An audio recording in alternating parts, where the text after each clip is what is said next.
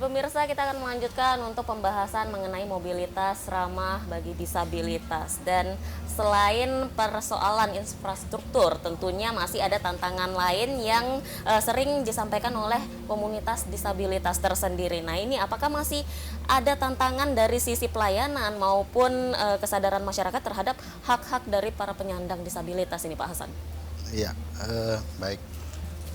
Memang selain infrastruktur dan sarana prasarana yang sekarang masih menjadi tantangan itu terkait dengan kesadaran masyarakat gitu. Jadi masih ada stigma-stigma negatif dan terkait dengan kesadaran masyarakat untuk memperlakukan disabilitas dalam hal pelayanan itu yang menjadi tantangan selanjutnya, sehingga kami berharap ketika nanti pemerintah memang memberikan fasilitas pembangunan yang aksesibel, itu juga dibarengi dengan edukasi dan pelatihan kepada teman-teman pelayanan lah ya, khususnya di bidang transportasi. Tadi sudah disampaikan Pak Kadis bahwa sudah dilakukan pelatihan pengenalan dasar terkait bahasa isyarat, dan kita sebenarnya sekaligus informasi buat Pak Kadis dan masyarakat Kalimantan Utara bahwa kita dari yayasan itu membentuk komunitas bahasa isyarat. Jadi kalau di Bulungan itu ada namanya Gerbang Bisa.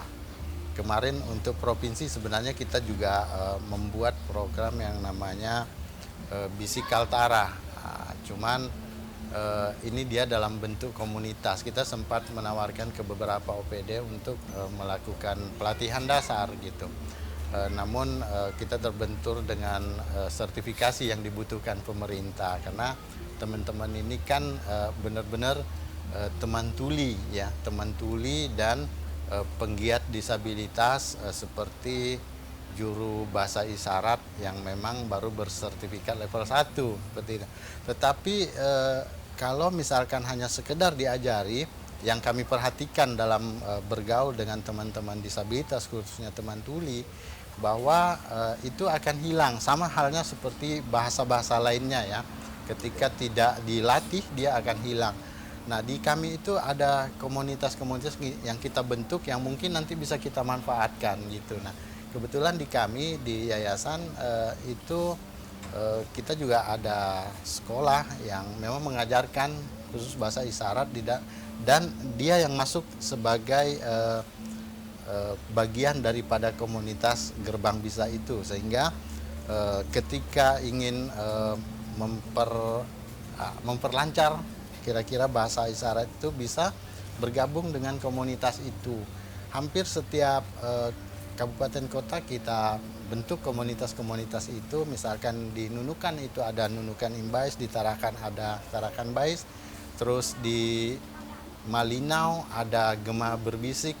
Itu komunitas-komunitas berbahasa isyarat untuk memperkenalkan bahasa isyarat khususnya kepada masyarakat dan pemerintah yang bergerak di bidang-bidang pelayanan. Ya, mungkin itu informasi dari kita. Berarti memang sudah ada gerakan dari pemerintah untuk mengatasi dari kesadaran masyarakat itu tersendiri tadi ya. Nah, dari sini kita ingin menanyakan apakah masih terdapat nih keluhan-keluhan dari masyarakat, padahal sudah dilakukan berbagai upaya oleh pemerintah untuk meningkatkan mobilitas tadi, namun apakah masih banyak saat ini keluhan-keluhan dari masyarakat, dan bagaimana dari pihak provinsi sendiri untuk mengatasi keluhan-keluhan tersebut, Pak? Sejauh ini ya, alhamdulillah dengan kondisi keterbatasan sarana khususnya di angkutan jalan, di darat ya, maupun di pelayaran, itu belum ada ya yang kami terima. Demikian juga pada saat kami evaluasi dengan teman-teman yang ada di pelabuhan ya, sebagai operator pelabuhan, kami belum ada menerima hal tersebut, apalagi sampai waktu rame-ramenya pada saat momen puncak, Nataru maupun Lebaran kami juga belum ada menerima. Walau demikian ya, kami tetap menunjukkan satu kinerja yang baik, melakukan pelayanan yang baik, ya. Masukan berarti dari yayasan juga mungkin keluhannya lewat yayasan barangkali ya. Namun kami membuka ruang ketika ada komunikasi, hal-hal yang kita diskusikan, komunikasikan untuk pembangunan ke depan, khususnya yang berkaitan dengan peningkatan layanan publik pada penyandang disabilitas, kami terbuka. Ya. Baik, nah ini Bapak, sebelum kita mengakhiri sesi kita hari ini yang tidak terasa sudah hampir 1 jam kita menemani pemirsa. Ini saya ingin menanyakan terkait dengan pandangan Pak Hasan dan Bapak Idam, bagaimana harapan Bapak Hasan dan juga Bapak Idam terkait dengan kolaborasi antara pemerintah, komunitas disabilitas, operator transportasi, dunia usaha, bahkan masyarakat Kalimantan Utara agar dapat semakin memperkuat mewujudkan mobilitas yang benar-benar inklusif di Kalimantan Utara ini. Silakan, mungkin Bapak Idam bisa duluan. Ya, berbicara transportasi, kami juga diukur ya dalam capaian kinerja kami itu adalah konektivitas ya. Salah satunya ada mobilitas di dalamnya. Itulah mobilitas ini hal yang sangat penting karena merupakan akses ya menuju ke sarana atau pelayanan publik baik pendidikan, kesehatan maupun hal yang lainnya. Jadi kolaborasi atau kerjasama antar stakeholder dan atau berbagai pihak itu sangat-sangat penting sekali. Bahkan jika perlu ya, ada yang disampaikan oleh Pak Hasan tadi, sudah ada beberapa organisasinya. Ini pada saat periode tertentu secara berkala mungkin kita bisa diskusi dengan Kopi Morning, mungkin ya begitu ya Pak Hasan ya. Itu bisa saja ide ini kami sampaikan saja pada saat ini. Silahkan nanti kita bisa tindak lanjuti ke depannya ya. Harapannya ya tentu saja untuk perbaikan ya, bagaimana dalam penyusunan rencana atau kebijakan program dan kegiatan selanjutnya dalam mendukung program kegiatan yang berkaitan dengan pelayanan publik khususnya bagi penyandang disabilitas. Baik, itu dia harapan dari pemerintah provinsi, dan silakan untuk dari pihak yayasan tersendiri. Ya, kalau dari kami sangat mengapresiasi ya ide yang dilontarkan Pak Kadis tadi. Mungkin ada Coffee Morning bersama disabilitas untuk menggali kebutuhan sebenarnya terhadap mobilitas.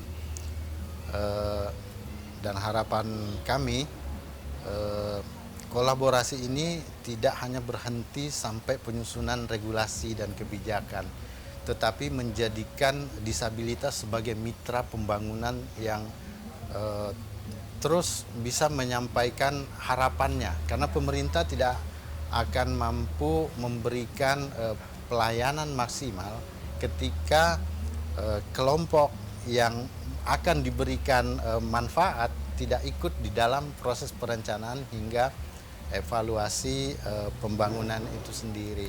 Dan kami sampaikan kepada seluruh disabilitas Kaltara bahwa di minggu kemarin bersama TVRI juga kita ada penandatanganan MOU bersama satukaltara.com dan